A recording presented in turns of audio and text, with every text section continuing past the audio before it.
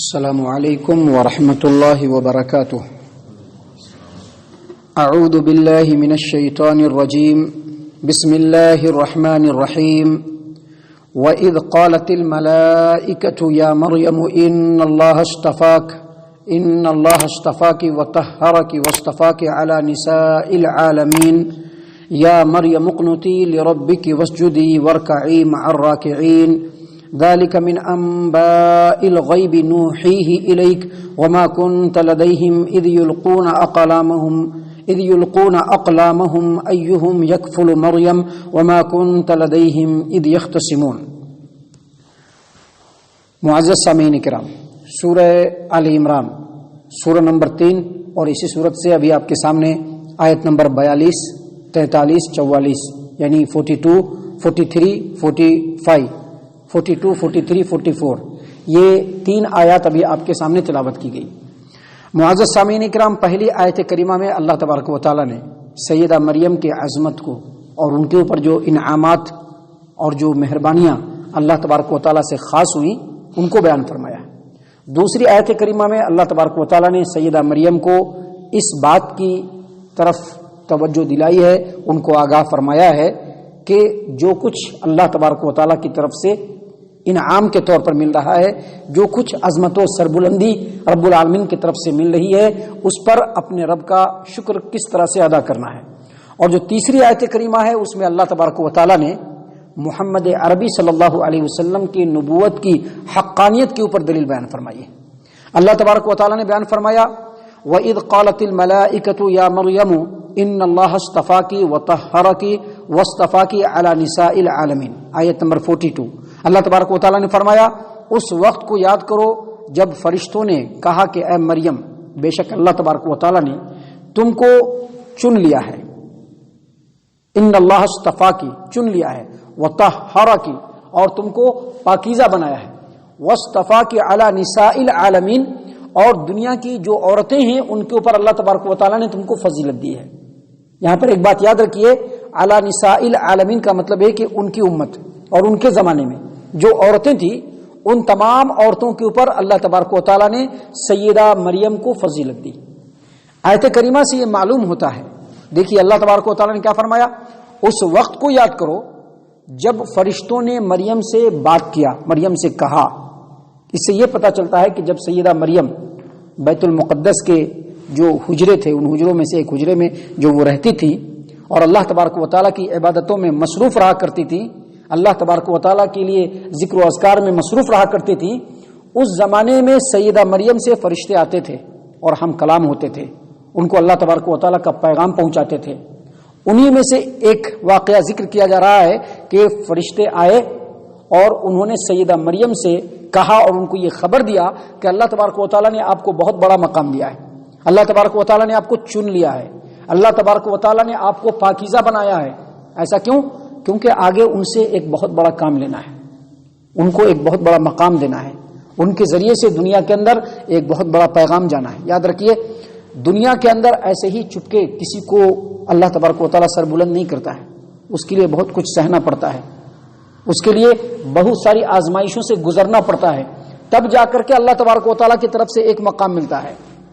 آپ کو معلوم ہے شاعر نے شعر کہا ہے کہ مٹا دو اپنی ہستی کو اگر تم مرتبہ چاہو کہ دانا خاک میں مل کر گل و گلزار ہوتا ہے. جب خاک میں ملتا ہے تب جا کر کے گل گلزار ہوتا ہے، چپکے گل گلزار نہیں ہوتا ہے، کسی بھی چیز کو ویسے ہی سربلندی نہیں ملتی ہے.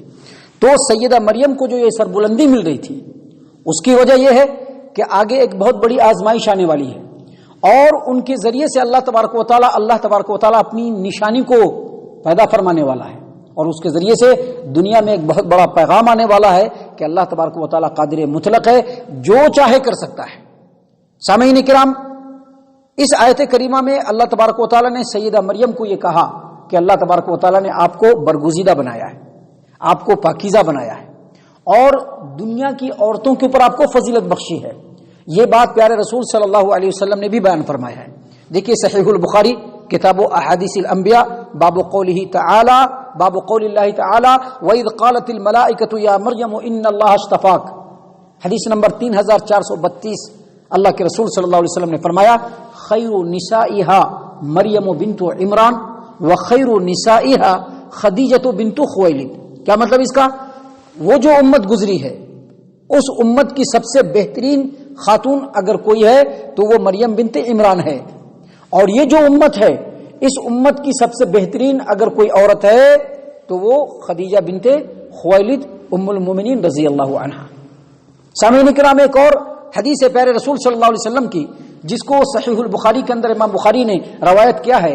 صحیح البخاری کتاب احادیث الانبیاء حدیث نمبر 3411. نبی اکرم صلی اللہ علیہ وسلم نے فرمایا مردوں میں تو بہت سارے لوگ باکمال ہوئے ہیں لیکن عورتوں میں بہت کم، کوئی باکمال نہیں ہوا ہے سوائے مریم بنت عمران یعنی سیدہ مریم، اور دوسری آسیہ جو فرعون کی بیوی ہے. یہ دو عورتیں بڑی باکمال. اور اس کے بعد پیارے رسول صلی اللہ علیہ وسلم نے فرمایا کہ عائشہ کو یعنی ام المؤمنین عائشہ رضی اللہ عنہا، عائشہ کو عورتوں کے اوپر ویسے ہی فضیلت حاصل ہے جیسے سرید کو دوسرے کھانے کے اوپر. سرید ایک عربی کھانا ہے جو کہ بہت ہی بہترین کھانا ہے، اس کو تمام کھانوں پر جس طرح سے فضیلت ہے ویسے ہی ام المؤمنین عائشہ رضی اللہ عنہا کو تمام عورتوں کے اوپر فضیلت ہے. سامعین کرام، ان حدیثوں سے پتہ چلا کہ اللہ کے رسول صلی اللہ علیہ وسلم نے بھی سیدہ مریم کی بزرگی، ان کی عظمت اور ان کے مقام و مرتبے کو بیان فرمایا ہے. ان باتوں کو بیان کرنے کے بعد اللہ تبارک و تعالیٰ نے آگے سیدہ مریم کو ہدایت دیا ہے. کیا ہدایت دیا؟ کہا یا مریم اقنتی لربک، اے مریم اپنے رب کی فرما بردار بنے رہنا. کیا مطلب ہے؟ مطلب یہ ہے کہ اگر اللہ تبارک و تعالیٰ نے انعام سے نوازا ہے تو فرما برداری میں مزید تیزی آنی چاہیے، فرما برداری میں کمی نہیں آنی چاہیے. ابھی کیا ہوتا ہے کہ جب مصیبتیں ہوتی ہیں تو فرما برداری میں تیزی آتی ہے، جب پریشانیاں ہوتی ہیں تو فرما برداری میں تیزی آتی ہے، اور جب اچھائی ملتی ہے، خیر و بھلائی ملتی ہے تو لوگ جو ہے سستی اور کاہلی کرنے لگتے ہیں. کہا کہ اللہ تبارک و تعالیٰ نے جو جن نعمتوں سے تم کو نوازا ہے مریم، جو عظمت اور جو مقام اللہ تبارک و تعالیٰ نے تم کو دیا ہے اے مریم، تمہارے لیے ضروری ہے اور لازم ہے یا مریم اقنتی لربک، اپنے رب کی فرما بردار بنے رہنا. اور آگے فرمایا واسجدی ورکعی مع الراکعین، اور جو رکوع کرنے والے ہیں ان کے ساتھ رکوع اور سجدہ کرتے رہنا. کیا مطلب؟ مطلب یہ کہ بیت المقدس کے اندر جو جماعت کی نماز ہوتی ہے جس میں عورتیں بھی شامل ہوتی ہیں، مریم تم کو بھی اس میں شامل ہو کر کے اللہ تبارک و تعالیٰ کی عبادت کرتے رہنا ہے. دوسرا معنی یہ بھی ہے کہ جو اللہ تبارک و تعالیٰ کے نیک بندے ہیں، جو ہمیشہ اللہ تبارک و تعالیٰ کے لیے رکوع اور سجود میں لگے رہتے ہیں، تم کو بھی اللہ تبارک و تعالیٰ کی اطاعت و فرما برداری کرتے ہوئے اللہ کی عبادتوں میں مشغول رہنا ہے. ان باتوں کو بیان کرنے کے بعد اللہ تبارک و تعالیٰ نے اگلی آیت کریمہ میں کہا ذالک من انباء الغیب نوحیہ الیک، اے محمد صلی اللہ علیہ وسلم یہ غیب کی خبریں ہیں جو ہم آپ کو وحی کر رہے ہیں. کیا مطلب؟ مطلب یہ کہ یہ جو واقعہ ہے جو سیدہ مریم کے بارے میں بتلایا گیا، ابھی اس سے پہلے سیدنا زکریا علیہ السلام اور سیدنا یحییٰ علیہ السلام کے بارے میں بتلایا گیا، اس سے پہلے جو مریم جو عمران کی بیٹی ہے ان کی بیوی کے بارے میں بتلایا گیا، یہ غیب کی خبریں ہیں جو صدیوں پہلے ہو چکے ہیں. اور اے محمد صلی اللہ علیہ وسلم ان باتوں کو مخالفین کے سامنے ٹھیک ٹھیک بیان کرنا یہ آپ کے نبوت کے اوپر بالکل سچی دلیل ہے. سچی دلیل ہے کہ آپ ان باتوں کو مخالفین کے سامنے بالکل ٹھیک ٹھیک حق حق اور صحیح صحیح بیان فرما رہے ہیں.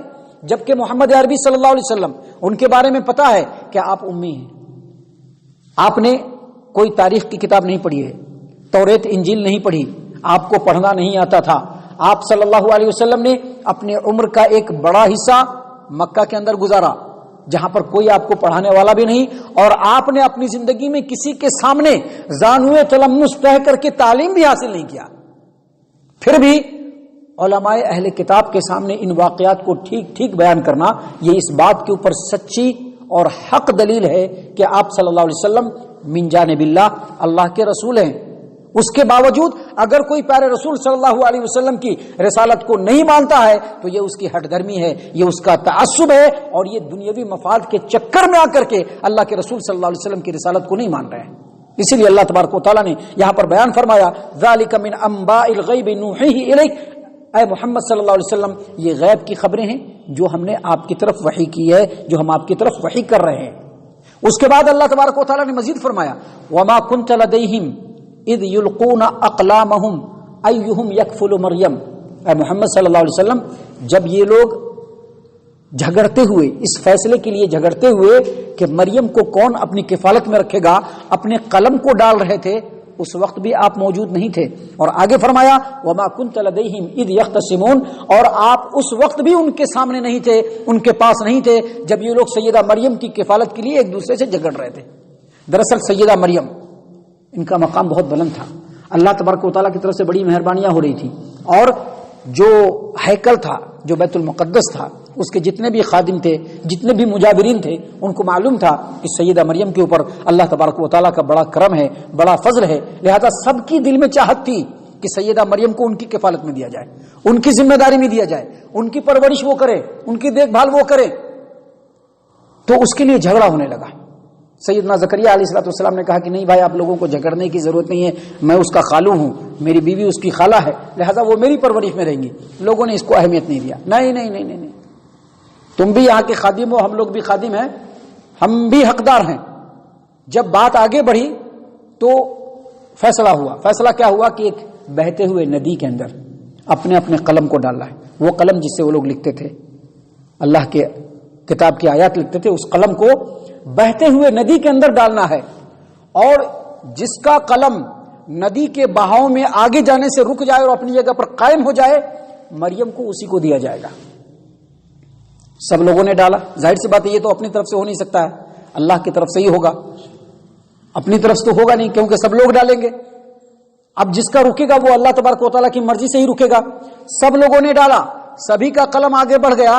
سیدنا زکریا علیہ الصلوۃ والسلام کا قلم اپنی جگہ پر قائم رہا.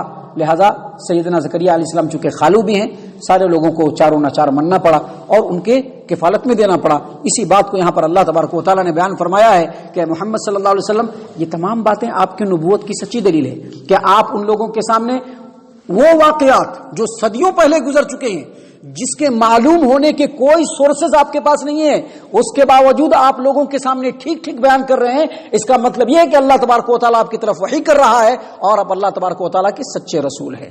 اس کے باوجود اگر کوئی پیارے رسول صلی اللہ علیہ وسلم کی رسالت کا انکار کرتا ہے، یقینی طور پر وہ ہٹ درم ہے، یقینی طور پر وہ دنیا پرست ہے، یقینی طور پر وہ مفاد پرست ہے. اپنی مفاد پرستی کی وجہ سے وہ آگے نہیں بڑھ رہا ہے.